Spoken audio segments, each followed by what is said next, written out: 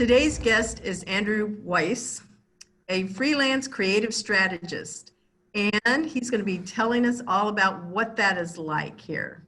Hi, yes, thank you for having me. I'm excited to be here. Very good. How do we know how to say your name? Is it Weiss or Weiss? I mean, you corrected us. You helped me know it's Weiss. So it's Andrew Weiss, and it's actually like quite a common last name in Germany. It meant white, which is kind of why you see like Heffen Weiss, like white beer. And whenever we were growing up and we would get calls from people asking for the Weiss family, that's how we would kind of know if they were telemarketers about, and we would just hang up immediately. That's funny. A lot of my family, we've done that whole ancestry.com thing, is German also. So predominantly most of what my lineage comes from is Denmark. And like, do you see any blonde hair, blue eyes anywhere on here? No, not at all. None. So it's like 27, 28%. And I'm just going, I don't see it. Yeah. No, we haven't done that yet. I don't know if I would do it or not, but it's interesting. And it's good to have those types of answers. Oh yeah, it really was. It took us back 200 years. That's cool. That's cool. And my dad is really big into doing genealogy, and he's traced it back actually 9 generations is what he's done. He's got, all kinds of pictures that people have gone back to take. It's really amazing. Anyway. That's cool. Yeah. So you've worked in multiple marketplaces ranging from footwear to hospitality to entertainment, basically all around. And you also went to the University of Central Florida, but are now based in New York, as we talked about with all the traffic going on there right now, and always. So what inspired you to put yourself out into all of these fields? Yeah, so when I made the move to New York, it was for a career in advertising, and that was in about 2009 when Facebook was just starting to emerge as a platform that people paid attention to.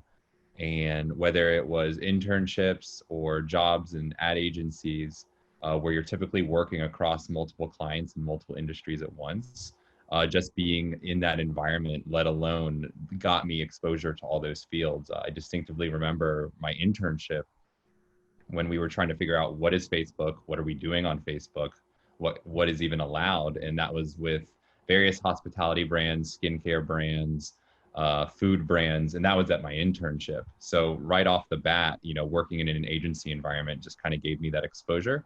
And then over time, I found ones that I liked more or were more skilled at and tried my best to put myself in those positions, but also wherever I was at that time also sometimes was what I'd be working on just based off what existed. Wow, that's amazing. And where was your internship at? So my internship was at a social media agency in New York City called Likeable Media. And, it's definitely something that got the ball rolling for my entire career. And it was a really enjoyable experience because we were, kind of given the opportunity to figure it out for these brands as they were trying to figure it out for themselves. While we may have so many platforms right now that we can choose on our phone at this time, it was, what are we doing on Facebook? Can we build a community? Can we drive conversion? What are we even doing here? And it was really awesome because being able to make those decisions for these types of brands was very empowering. I want to kind of back this conversation up a bit. So you graduated from UCF, but did you do your internships before you graduated and then went to New York, or you arranged to do them over the summer? I'm trying to understand that side of it. Yeah, so some of the internships I did before I moved to New York were more related to different aspects of stuff that I was interested in. So in high school, I actually did a internship at a local news station because I was considering broadcast journalism at UCF because it has a really great school. And very quickly, I realized that that was just not an interest of mine. I definitely saw the internship through and did everything I can, but there were just a lot of moments where I could clearly tell that there were certain aspects of the industry that were necessary to succeed. And luckily through an internship, I realized that's something I didn't like.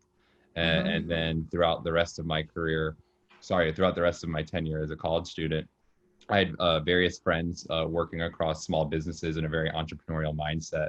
And I was brought on to help with marketing and data entry and promotions. And while I didn't know it at the time, in hindsight, those were kind of setting me up to think about how I would approach internships when I actually became super focused on a specific type of role, which is advertising, where I was able to at least know what I didn't like, what I did like, and what I wanted out of it. You know, I think that's so true. That's the real value of having an internship. We're not going to talk just about that, I know for sure. But so many people, they're trying to figure out, navigate the industry, see, okay, am I really going to like this? You touched on the fact that there was parts of the broadcasting industry that you didn't care for. That's interesting. I don't know if it's like it's super cutthroat or how, what your experience was like. You didn't mention any names, so I think we're cool with that. But I can elaborate on it really quick. It was a defining moment. It was, you have to be really, really driven, outgoing, and calm in situations that are just none of those terms. And getting the best story possible at a time of despair or negativity or stress requires composure and putting a mic in front of an individual's face. And there's nothing wrong with it. And it just takes a certain level of skill. And I have the utmost respect for people in that space because of their ability to balance it, create a story, compose it, and send it off quickly. It just wasn't for me. And there was a moment where there was a tornado in Jacksonville, and we were at the scene after the tornado, and we were going to interview individuals about the damage.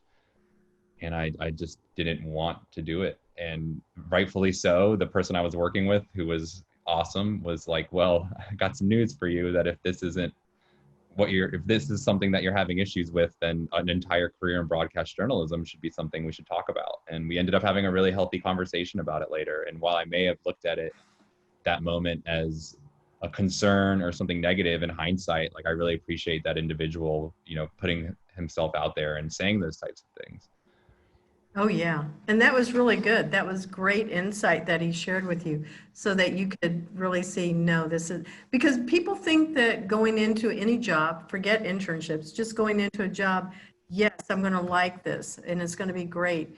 But they don't know what the downsides are of that job. And broadcasting, kind of like hospitality, it seems like it never sleeps. It's always going. You could be at a shift that's the graveyard shift doing those type of news reports, and it's hard. It can be hard on a personal life too, I think. Yeah. And I have the utmost respect for people in that field because of their ability to juggle all those things at once on the fly as news comes. So, it's definitely awesome to learn that in high school and not 20 years down the line. Oh yeah, I could not agree more. Agree more. So footwear though, okay, so how did you end up with that particular industry? Because you tried on a lot of different places to see what you really like, and then you're over here in this side of a strategic consultant, which I find very interesting. I'm looking forward to hearing you share more about that one. I mean, so footwear is just an interest of mine. And whether it was, as a child wanting the newest pair of shoes, whether I play the sport or not, and then finally realizing when I'm older that it's a billion-dollar industry with multiple aspects of operations, business, marketing, sales, retail, and what have you, that as soon as I saw those things were at arm's length in the advertising world, I did whatever I could to get my hands on it. And if I wasn't working on it as a client or a project, I was creating those types of things on the side so that whenever those opportunities came up, I could show that I was driven and passionate about this field of work. It's just something that interests me, and I still am interested in it today. And I don't know how to explain it. It's just something I like. Yeah, I think it's about the basketball shoes, I suppose, more than anything, or whatever the kicks are that somebody uses. But it is part of fashion. It's not indirectly just sports. It's dress. It's sports. It's everything that makes up a person, and it defines who you are. A lot of how you dress. I don't know, Ian. What do you think? Oh yeah, I completely agree. Like a little off topic, but I just bought my first pair of Nikes today, running shoes, and Oh, really? it's a look that I'm going to use for exercising and also fashion. And I agree with that. I mean, being able to purchase your own shoes, whether it's me who did it in a way that was empowering because it was shoes that my dad wouldn't let me buy when I was younger, and I was like, well, I'll buy it with my money, thank you very much. Or if it's just something that is functional or fashion related, it's I don't know how to explain it, but even when I've worked on clients where the focus was on females or on product lines that include shoes and footwear that I would never wear, I still found myself gravitating towards those types of work streams and enjoyed every second of it. And, I honestly can't explain it other than the term sneakerheads or, people who just like shoes for whatever reason. Two things actually. Do you know The World According to Jeff Goldblum? Did you watch that I show? know of the show and I really like Jeff Goldblum, but I didn't watch any of it. But Okay. please, go ahead. Episode 1 is about the world of shoes, so I think that you would be really interested in that, and that's Yeah, where I I get a mean, lot of my information. yeah, I like Jeff Goldblum talking about anything, hence the show. So I definitely will look into that, and I appreciate the recommendation. Oh yeah, no problem. And then the Where second, is that, Ian? oh, it's Is it on on? Disney Plus. Okay, I have that. I did not know that one. I'm going to go look for it. I like it. He's funny. Oh yeah, for sure. And to segue, but also still be on the topic of footwear, in 2016, you helped design a custom pair of Jordan 8s. So what was that experience like? Yeah, so that was an example of when I wasn't working on footwear as a client. So I had a coworker from a previous job that we just always talked about shoes, always bonded over footwear. He had an impressive lineup of footwear that he would wear to work, and I would compliment them, and vice versa. And we always talked about these ideas that we had about brands that we wish we worked on and what we would do if we did work on them. And that led us to just like have a relationship of brainstorming where even if we didn't work together anymore and he was an art director at another agency, that we still had these types of conversations. And in 2016, Michael Jordan gave a speech. I believe it was I can't remember exactly what speech it was, and I wish I did. It may have been Hall of Fame speech. I'm not 100% sure at the moment, but his face crying was almost like encapsulated in a moment of history and became a viral moment because you saw this godlike sports figure be vulnerable for a second, and it became a meme. And I don't know if quite that time if the word meme was being used as commonly as it was used now. And we saw this trend rising very quickly all over the internet. It was being used to bring other people down in a very comedic way. And we always knew we wanted to do a shoe project together. And we looked at the entire line of Jordan shoes and saw the Jordan 8 had his face on the tongue. There's a like a fabric fuzzy like patch on the tongue. And we decided to replace that patch, which was the Jordan brand logo, with the Crying Jordan meme.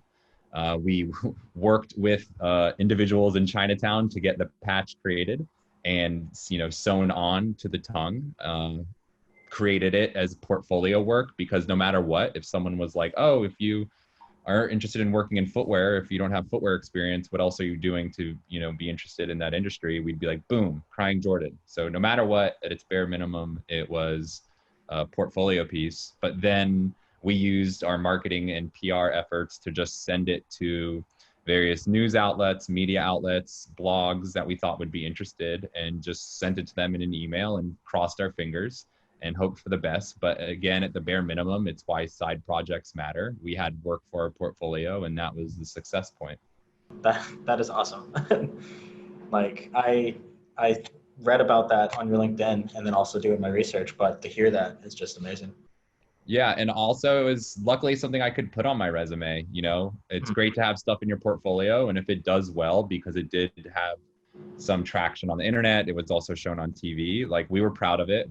And I put it on my resume, and I have like 20 other things that I tried to drum up with my friend Sherman and other people that like should never be on anyone's portfolio or resume. So it's good to get one right. Yeah, for sure, because that's the one that like popped out to me. I'm like, I have to ask this story for this story. So I want to jump into something that you said. So this little patch and it went on the tongue of the shoe. Correct. Seems like something that would be really, really popular and an accessory to a shoe. And did it really fly? Did you have a lot of people wanting to buy it? Because it seems like that So we didn't, it wasn't for sale.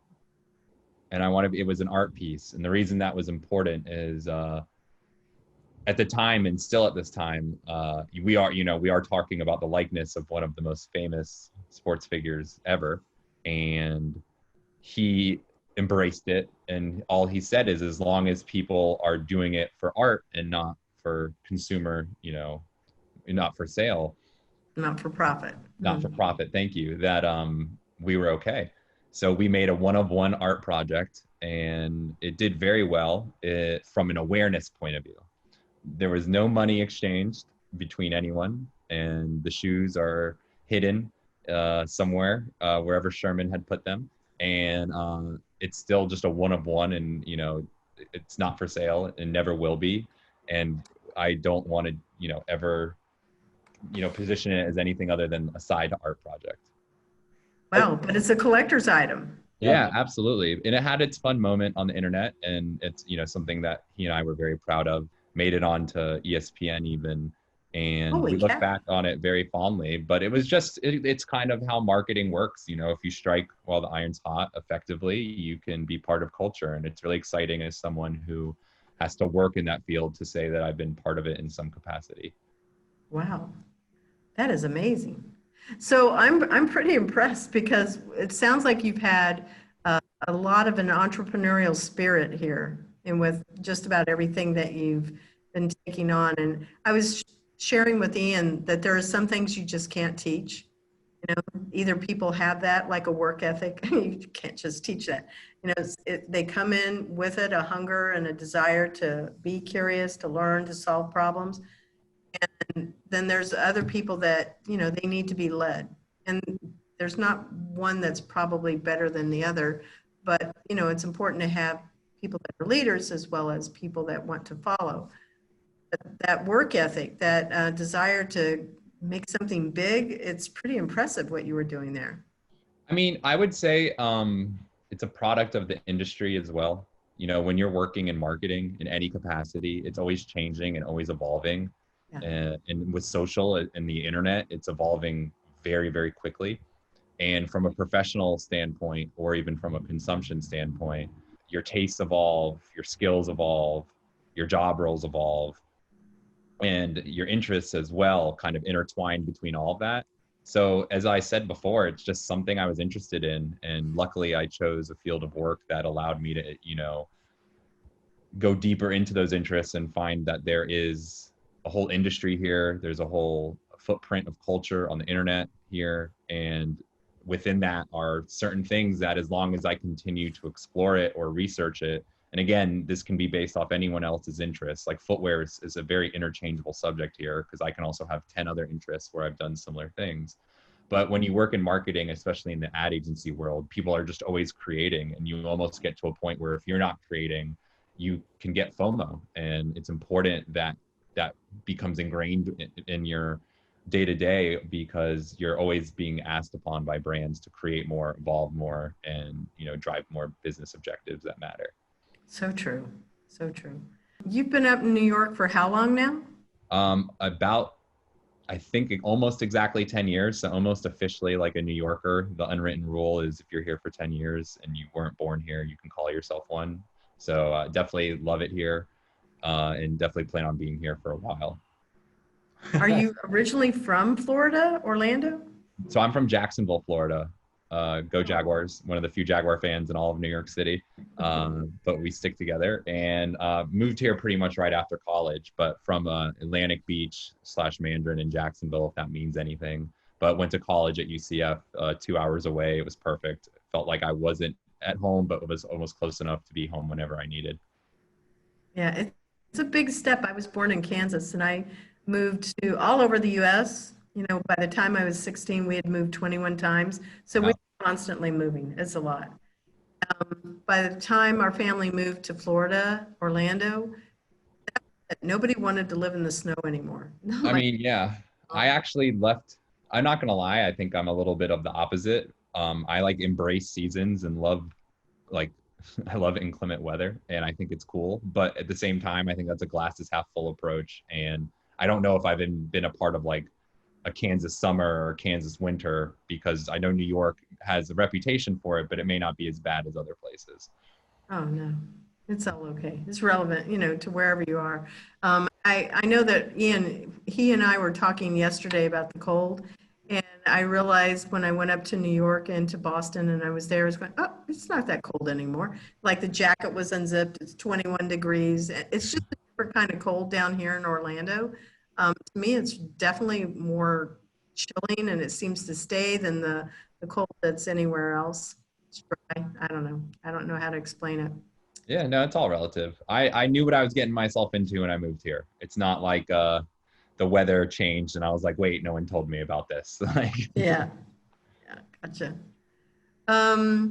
Okay, so looking over here, what field of work have you not explored that you would like to?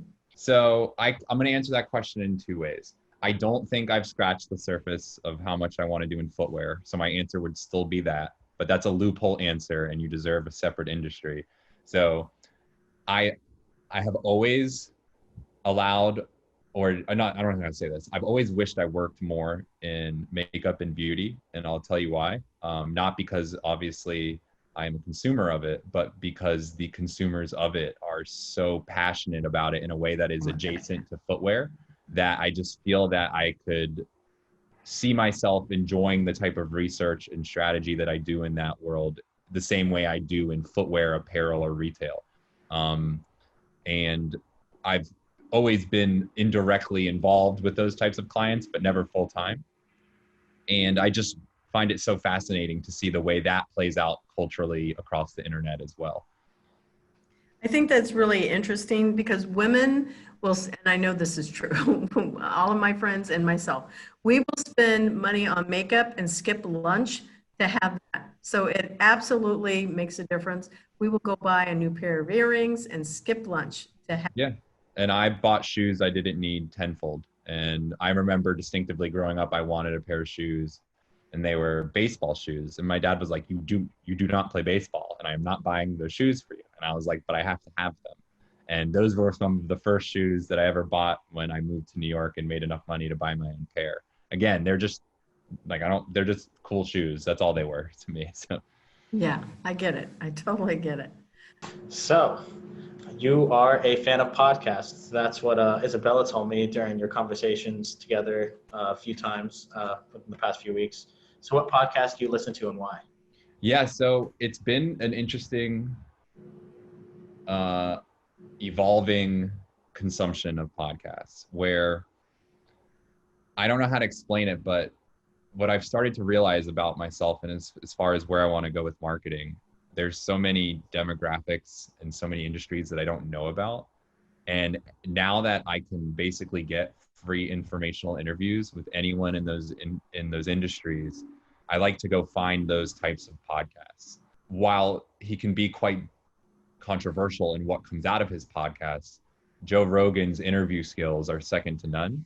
And what he brings out of his guests is really, really interesting, insightful information around people that I've never been exposed to, never have related to, or have related to and appreciate. So that's one podcast that has helped me like completely dive into subjects that I've been uncomfortable with or not been used to discussing, and getting into a world where I understand how those individuals think, or if it's something I completely am passionate and interested about, that I get to get the benefit of getting even more. That also has led me to a lot of music podcasts. There's one called Song Exploder where they break down the entire song beat by beat, lyric by lyric, from start to finish, almost in like a production sound engineer world. And then they play the song for you at the end. It's like 6 to 10 minutes long. But, you know, obviously I sometimes choose songs that I'm very interested in, and it's really cool to hear the origin story. But there's also songs that I recognize from artists that I've heard of but never listened to because I may not think I like the music. So as someone who sometimes has to market themselves to demographics that are literally not me, it's important for me to understand that.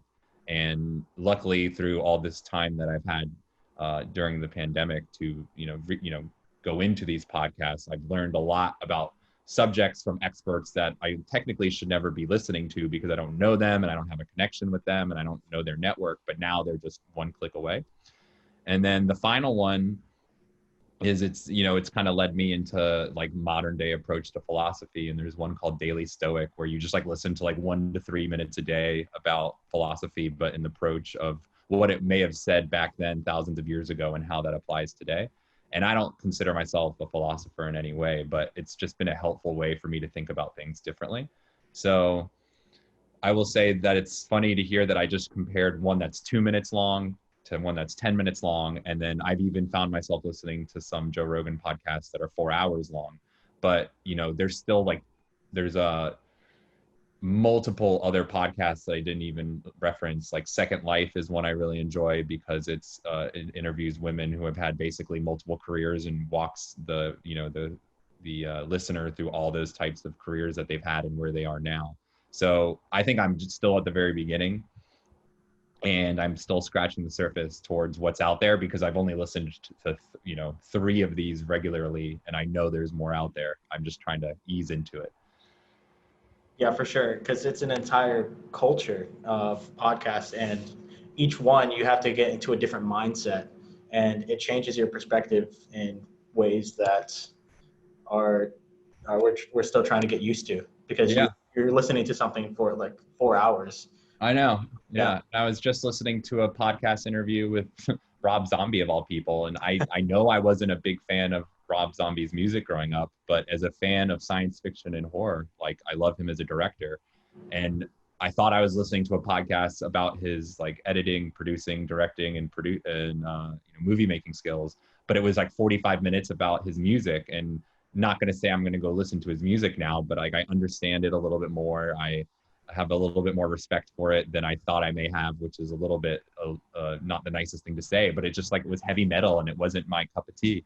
I literally said cup of tea to describe Rob Zombie. So of course it's not for me. And, I think it's just interesting. It's a great outlet to expose yourself to things. And as I talk to people in marketing and advertising, it's one of my new tips to say, well, I bet your target consumer or your favorite individual that you want to network with has like done a podcast or listens to a podcast that is out there, and just go listen to it and you can learn a little bit more.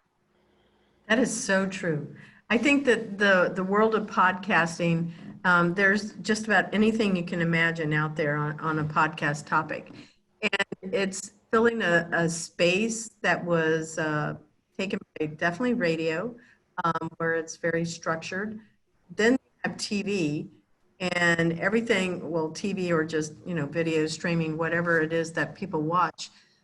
And that's definitely got its own fan base. But with podcasts, you can totally control what it is that you're consuming, because there's so much variety and you're not locked into what somebody else is saying here. This is what we're providing, whether it's BBC or if it's, PBS or, Turner Network, whatever you want to choose.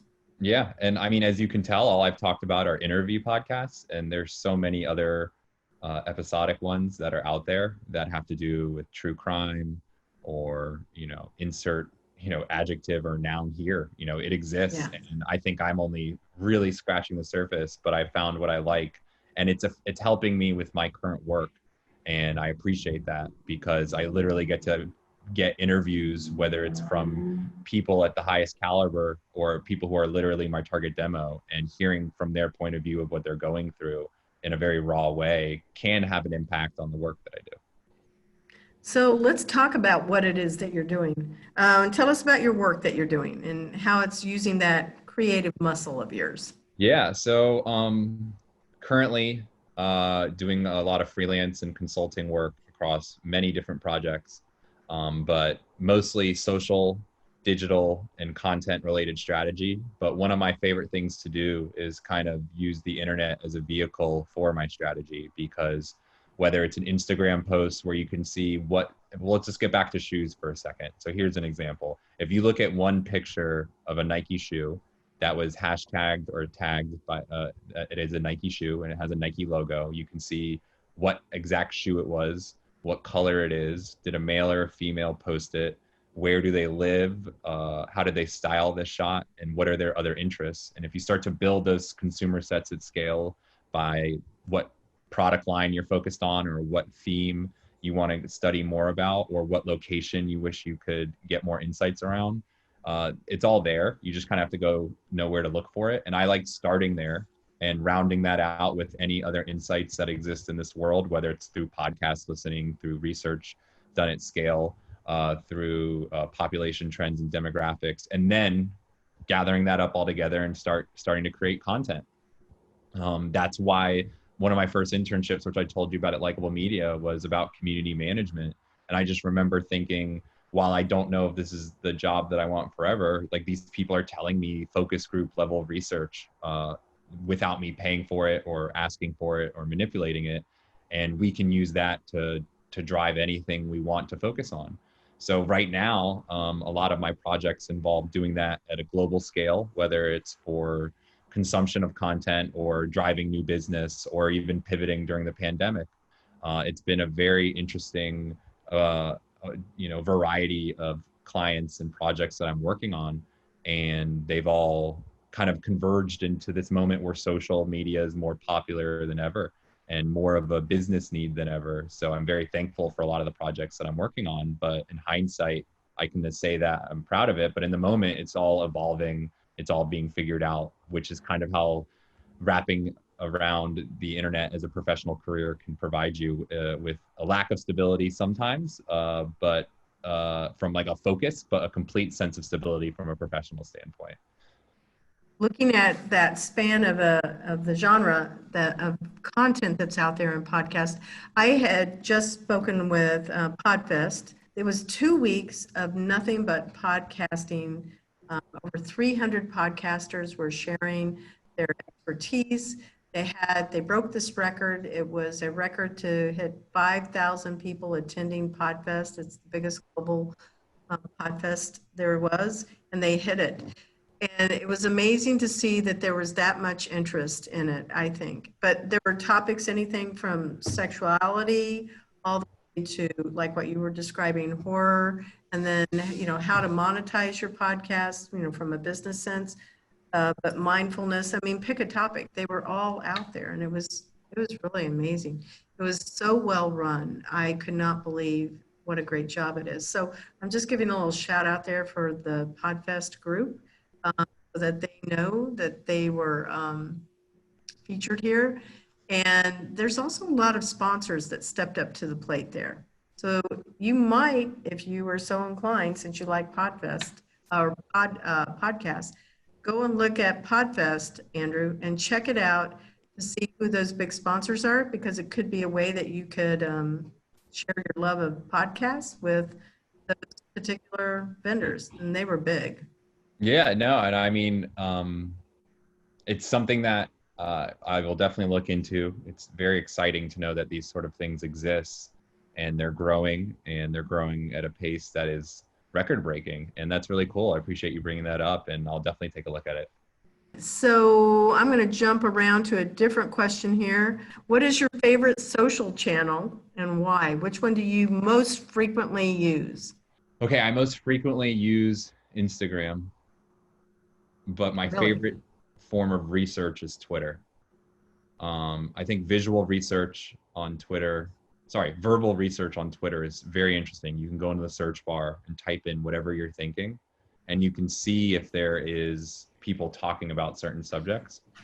And while visually Instagram is beautiful and I enjoy it, and I think it's a very easy to consume and awesome platform, when I want to share insights, I like pulling from Twitter, because what people say is very powerful, and Twitter is very unfiltered, for better or for worse. But I would say as an actual user, Instagram is my favorite one. I did not even think about doing a search on Twitter. Like, as you said it, I'm going, heck, I'm going to go do that right now and see what happens. And I see exactly what you mean. Wow. Yeah. So for example, for food brands that I've worked for, you can go in there and let's say ice cream, type in eating ice cream into the Twitter search bar, and you will most likely get in real time a stream of people talking about eating ice cream. And that will let you go in, that'll help you dive into what ice cream are they eating, how are they talking about it, what time is it when they're eating, what is making them eat ice cream. And then this can take you down a wormhole where eventually you can start to develop lanes and parameters for how you want to brainstorm ice cream for a new product launch, or consumption of television, or sports, or politics. It's all there. The question is, how do you want to revisit it and look for it? And the same thing can be done on Instagram with looking at hashtag ice cream. How do people photograph it? What is the most commonly featured, flavor on there? Whatever the topic or theme is, it's exciting to dive into the internet and see what people do. That's true, because I did eating ice cream on Twitter. It Yeah. is global. I mean, I see every country represented here when I'm scrolling through it. It's very popular in Asian culture, is what I'm seeing more as a trend, as I'm just looking at it. But I'm sitting here going, wow, I had not thought about that. Yeah, and then you could also type in eating vanilla ice cream or eating chocolate chip, or then you could reverse it and say, why am I eating ice cream? And eventually you'll hit like a Google search. Yes, but a Google search for people's thoughts instead of trying to get you to buy something or consume something. And there's nothing wrong with that, by the way. It's just how I approach the way of researching it on Twitter. It's fun, and you present these at scale in decks, and you can brainstorm about them, and you can find out what's the most common way people photograph ice cream. And then if you're going to be doing a big campaign about ice cream, which is very common for ice cream brands, it's great to know what the most engaging form of imagery is out there for ice cream consumers. I did not know that. Now, I was an English major, so if you want to talk about literature or anything like that, or writing, I'm totally down. Well, I say go right back to Twitter, because your expertise has been, for better or worse, completely overhauled into jargon and slang. And it's an interesting form of English literature on Twitter for sure. Yeah, and Pop-Tarts, everything. Sunday, and then Pop-Tarts popped up. So going, okay, Yeah. I'm going to go Welcome to take the rabbit hole. Yeah, definitely. As everyone knows, our show is about internships and remembering someone that gave us a chance. So, Andrew, it's been so great talking to you. And you are a freelance strategist. So, what do you predict that field is going to look like within 5 to 10 years? That's a tough one. But I can tell you what I think, at least what I think will be happening in the next year or so. And I think I want to definitely use this opportunity to talk about what I've noticed about a lot of the interns that I've been talking to, a lot of the new grads out of college that I've been talking to, is that they're all asking to be converged into social or virtual internships or virtual, onboarding onto their first job.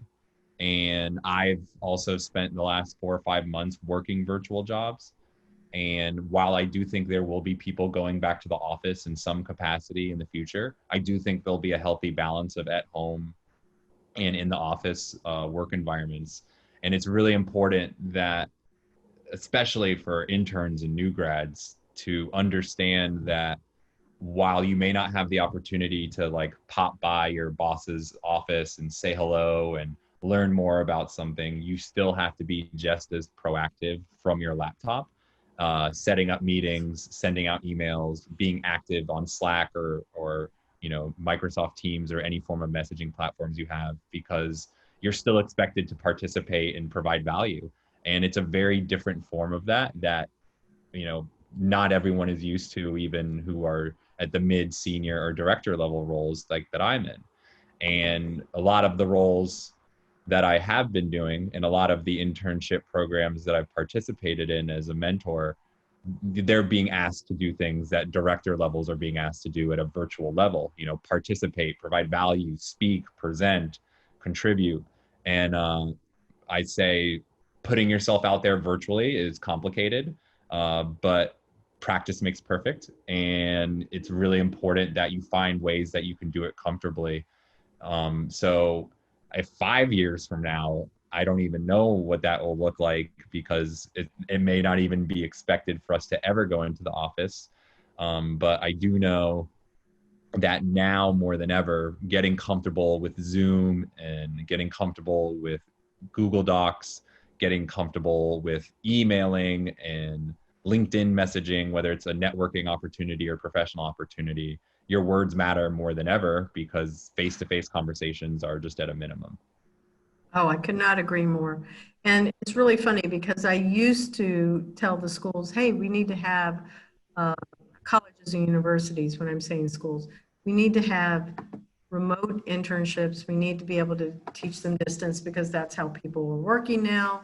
And the schools were very protective of that. I think it's kind of like they were thinking that they wouldn't have a place in that, but yes, they still do. It's very important, career services on campuses. There's still people that like working through that method, as well as just being to understand how to work remotely. So schools are forced to do it now, so they know that they have to allow for remote internships. I think that's significant.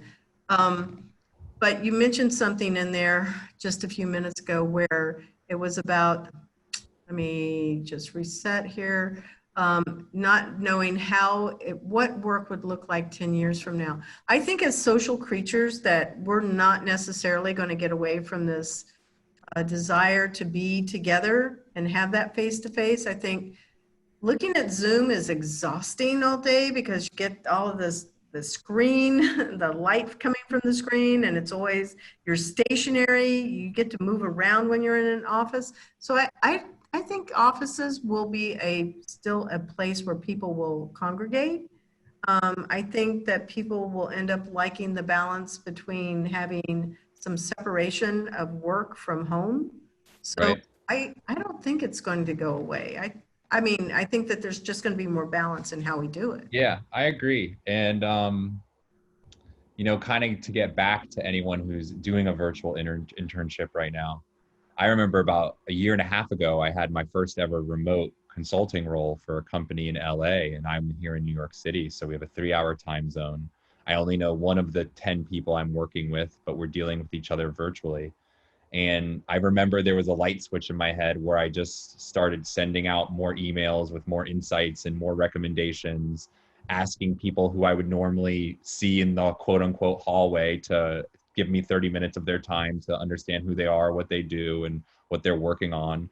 And if you navigate it digitally the same way you would in person, it's actually easier because of the tools that are now provided us. That doesn't mean it's the only way we should do things, but for anyone who's in a remote virtual internship, ask, whoever is your counterpart to reach out to other people at the company to see if they'd be interested in talking to you, or LinkedIn message other people in the company or email other people in the company and just see if they'll talk to you. I know there's certain, rules and parameters you have to follow, so don't follow that quite literally, but putting yourself out there is 99% of the battle now, and the playing field has been evened.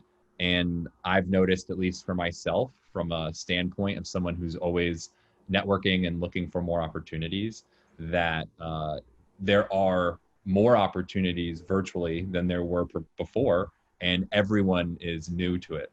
And it's uncomfortable, but it's very powerful and it's rewarding. And while you may be at home thinking like, why haven't I met anyone yet? Well, then get on a Zoom call with them, or ask your manager who you can get on a Zoom call with. And as long as you ask, you can at least better understand what's possible. And that's helped me with all of the roles that I have now, where of course there are certain things that I do and follow that are described in the contract that I've signed. But to really get the work done, because I'm not sitting in a room with these people anymore, there's text, there's phone, there's other forms of communication that now exists that I am now expected to partake in to make sure the job is done as best as possible. So what is the best advice you've ever received that you want to pass on? Because you've sent a couple of really amazing women to me, and one of the things that they've said is that your mentoring skills are off the chart. So just sharing that with you. I held back on that one until we got into the show here. But they really appreciate the fact that you are genuinely interested in helping them make good choices. I think that is honestly the best thing anybody can do, because you're developing a relationship. And I think that's what being part of a mentor is. What is your advice that you've received or that you would like to pass on to our listeners?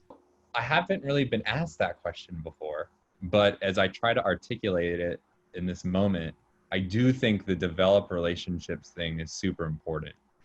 So forever ago, when I was networking for a job, if I didn't end the conversation, and this is when I was much younger, if I didn't end the conversation with like concrete next steps, like job to apply for or interview with the next person, I would sometimes be like, oh, maybe that call wasn't worth my time, or was it successful, or did I do something wrong?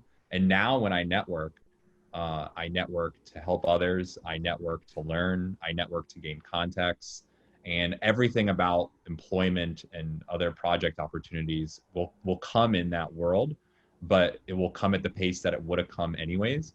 And it's important for me to develop relationships with people and network based off my interests, network based off what I like, what I dislike, how I feel, what is right and what is wrong, and who I am. And it's really hard to understand that when you're younger, because you're like, how do I get this internship? How do I get my first time job? How do I get my next job? And how do I get my next job? Like, that's all part of the plan anyways. But if you think about it like in a step-by-step world where you bring that to every conversation you have, you're probably missing out on a lot of other relationship building opportunities that would have gotten you a lot farther along the way. And it's really important just to, if you get the opportunity to speak with someone who you view as an authority in your space, like, get to know them and find a way to set a standard where you can reach out to them again and again, and you can text them and you can call them and you can email them, you can do practice interviews. I'd like to think that when some of the people I've sent you have come my way, I've looked at their resume, I've looked at how they've reached out to me. Most of the time it's through a platform where I put myself on for people to reach out to me. I think, Isabella, when we were talking about this the other day, I kind of referred to it as scholarships. Like, they exist. You may apply to them, you may not, but it's up to you what you do with them. In the same way with networking and all of these networking opportunities, like some that I'll give a shout out, like We Are Next and Indoor Recess. It's basically, they call it like coffee at a distance. And, some of the people I've introduced you to reached out to me and they asked insightful questions. They had a great resume. And I was like, okay, like, welcome, you're under my wing. I'm here to help. My network is your network. And what can I do to set you up for success? And I learn about that. And then because, the internet is filled with connections and job opportunities and my own ways of reaching out to people, I do what I can to help them. And it's up to them to step up to the plate when the opportunity comes. But that took multiple conversations. And for anyone to think that it took a 30-minute conversation, like I may have thought of in the past, it's just not a healthy way to think. And I think relationships, well, I've gone on tangent here, is where I would focus your networking skills. What I tell people is, and I'm repeating this several times on other shows, is I think every relationship is like dating, honestly, because you're wanting to put your best self forward. You want to be helpful. You want to be able to, like you had mentioned earlier, be able to bring value. And I think that if everybody were to treat relationships like with that highest level of concern and care for the other person, we would have a totally different world. But it is about developing that relationship and moving the relationship along so that it becomes a place that is comfortable and you feel like you can confide in a person and be able to share, a lot of experiences and pass wisdom back and forth. So it starts in that capacity, but shouldn't be concerned about if they are not for you, then you go on to that next person, and that relationship that was there is served a purpose. Maybe it was for a day, maybe it's for a season, but every relationship matters, whether it's work or friendship or family or significant others that you look for. And I don't know if this is the right term for it, but it's just like, value first networking or relationship first networking. Sometimes I'm talking to people and I know I can help them and they're like, well, you've helped me, what can I do for you? And I'm not trying to pat myself on the back, but that's like kind of not the point. And if it's tit for tat or it's transactional, then Yeah. we're in sales. Then, Yeah. and there's nothing wrong with sales, but it's just like, that's not the level of approach that I think will develop like long-term relationships. Like some of my toughest clients of all time are some of my closest friends, because I know they'll tell it like it is, and I earned their Yeah. respect and they earned my respect, and I confide in them when I have questions about the industry. And that took years to evolve, and it's really important that people take that time. And while it seems like maybe that's a step away from mentoring, I don't feel that it really is. I feel that there's different levels of mentoring people, where it's just truly telling people the truth, Yeah. things that they may not want to hear, things they need to hear, is always a part of that process. And I've seen mentoring go both ways, where it's older to younger and younger to older, and we shouldn't keep it in a box where we think it's just one way, like from wisdom Oh, down. yeah, I totally agree. And, indirectly, what I'm learning about what it means to be a college grad or a rising senior or a rising junior, and how they view the industries that I'm part of or how they view the content I consume, is indirectly research, and is indirectly gaining empathy, gaining context, and learning more about everything going on. And, even though I may quote unquote mentor others, I am definitely being mentored by people as well. And Right. I like to know that it's like kind of part of the pay it forward world, which is why I think when you get internships, you may not be able to look back on this in the moment, but in hindsight, there are all these opportunities where at the very end, instead of being like, how can I get a recommendation letter only, it's how can I get a recommendation letter from someone I developed a relationship, and then set a reminder 3 months to check in on them and see how they're doing. Yep. Yep. Yep. I could not agree more. Yeah. Ian, do you want to jump into the mentoring conversation also? Isabella is my supervisor for this internship. So I was just listening, taking it all in, and I completely agree. You touched on it, Andrew, where you were talking about respect, and that's the only thing that I would add to it, to where like you have to develop that respect and relationship, and you can't just do it overnight. It's going to be, you said, years. So yeah, I completely agree. But in the moment when I was, 5 years ago, I did not know this. this Yeah. is this is hindsight, learning from the finest hindsight. And that I don't want to come off as some like, wise mentor in the space. It's all a product of learning on the fly and evolving with it, which is why like some of the times when I get on the phone with some of the people I'm helping with these days, I'm like, yo, we're going to get on a Zoom call and I'm going to grill you about questions you don't want to answer, so that when you have an important interview in 30 minutes, that you got all your kinks out. That's not fun.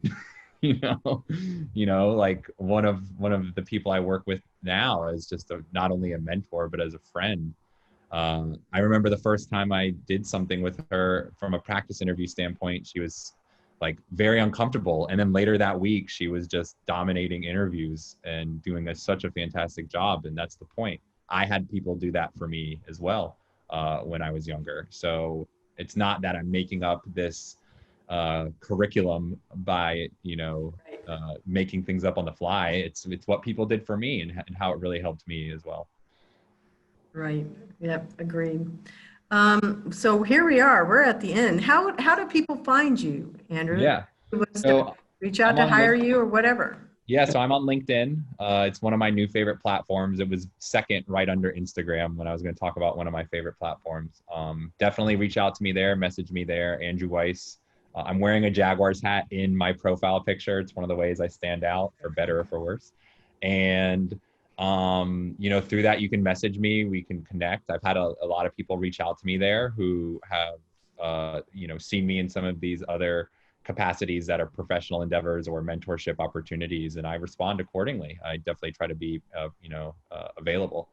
Well, thank you, Andrew. It's been really great. I've really enjoyed getting the opportunity to look at who you are a bit deeper and be able to share that with our listeners. And since the show airs in New York, who knows what can happen? Awesome. Yeah. Thank you for having me. It's been great. And I just appreciate the opportunity.